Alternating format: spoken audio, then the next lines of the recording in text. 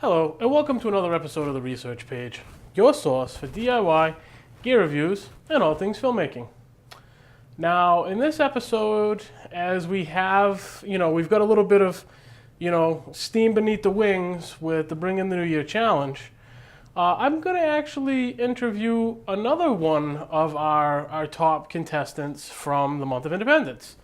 We're going to welcome Jason Goldin of the Frugal Filmmaking Community to the TRP, and we're going to ask him a few questions, get some feedback from him, and share it with you guys. I'm hoping that this will help to inspire some of you who are still on the fence, whereas the sign up to be a part of this does run until January 15th, even though the close is the 31st. We're leaving half of the month open to take sign-ups and get people involved. Hopefully this inspires you a little bit. So without further ado, Jason Goldin, first, welcome to the TRP. And, how did you hear about the Month of Independence Challenge and start to get yourself involved? I heard about the contest on the Frugal Filmmaker group. I discovered TRP through that group and became very quickly friends with James DeMello. And when he decided to put on a contest, I had to be a part of it. Excellent, excellent. So, that being said, what inspired you to take that first step and actually participate? Well, I'm a pretty new filmmaker. I've only been making movies for about a year, and I wanted an excuse to get outside the box and make a movie I may not have made otherwise. And so it was an opportunity to stretch myself creatively through the use of the theme and the prop. And of course, prizes help too. Having been given a theme and a prop, what challenges did you face implementing them? That's actually a really good question. There were actually several challenges, and I ended up having to bring in a co-writer because I was struggling with the prop so much. The theme was easy, love and loss. I'm very into dramatic film, and so we handle love and loss all the time. But I had known a bicycle since I was 10, and I really wanted to explore thematically what a bicycle could mean as far as transportation or transformation or movement through time.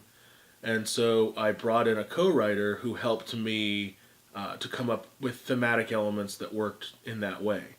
I'd never worked with a co-writer before, and so through overcoming this challenge, I discovered how awesome it was to work with another creative in that way.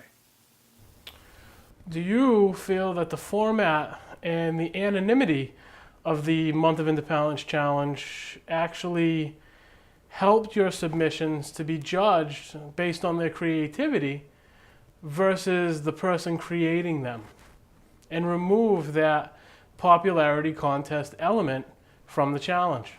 I think the anonymous nature of the contest was vital to the fairness of the judging.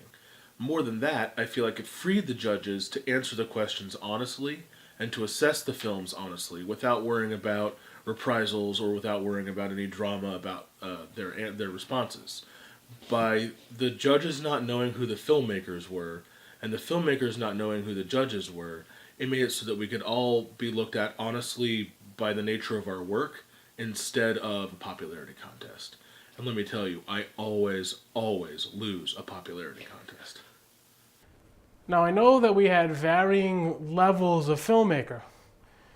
At your level, did you find participating in this challenge in any way educational?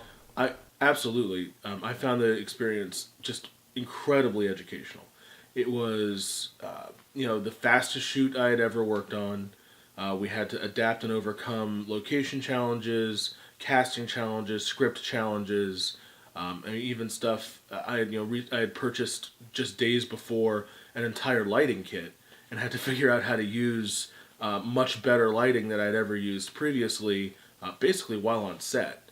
And so the sort of rapid fire nature of the contest made it so that we had to use a lot more flexibility than I normally would have been forced to exhibit, and it proved to be really good. Okay, Jason, I'm a big advocate of trying to inspire new and young filmmakers to take a camera and just go out and shoot. That being said, and having participated in the Month of Independence Challenge, do you have any words of wisdom or any, constructive feedback you'd like to give, or things that you would say to a young or new filmmaker that was potentially looking at the Bring in the New Year challenge, but for some reason maybe at this point is still hesitant? I would say the first and most important thing is start writing the moment the theme is announced. Be awake, be by your computer, and start writing as soon as JR sends the information out.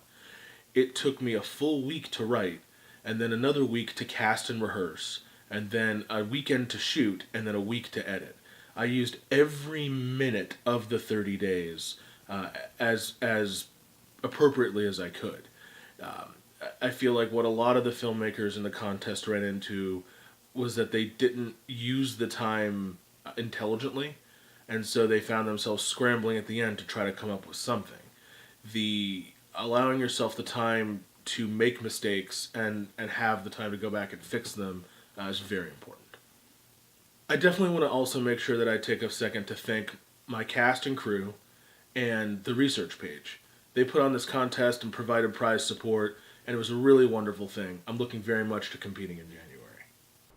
Okay, well that's it. I want to go ahead and I want to send a warm thanks to Jason Goldin for taking the time and bridging the distance and creating his aspect and his piece for us to put this interview together for you. Hopefully you guys got something out of it. And for those of you still looking at this and still on the fence about jumping in, just do it.